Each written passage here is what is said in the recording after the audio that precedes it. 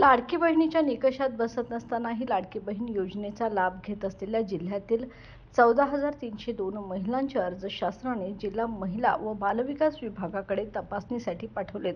ही यादी घरात चारचाकी असलेल्या महिलांची असून त्या तालुक्यांमधील अंगणवाडी सेविका व आरटीओ कार्यालयाला पाठवण्यात आली आहे. लाडकी बहीण योजनेच्या महिलांच्या अर्जाची तपासणी सुरू झाली असून पहिल्या टप्प्यात चारचाकी वाहन असलेल्यांची नावे यादीतून काढली जाणार आहेत.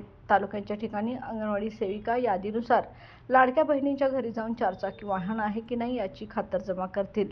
आरटीओ कडून देखील कागदपत्रांची पडताळणी केली जाईल. त्यानुसार लाभार्थी महिलांची नावे योजनेतून काढली जातील. बाळ, फ्रीजमधून श्रीखंड काढ ना. आम्ही पूर्वी घरीच बनवायचो श्रीखंड. त्याची चवच वेगळी होती. आता काय सगळं रेडीमेड. आजी, हे श्रीखंड खाऊन बघ. आज तुझ्या आईनं घरीच बनवलं की काय?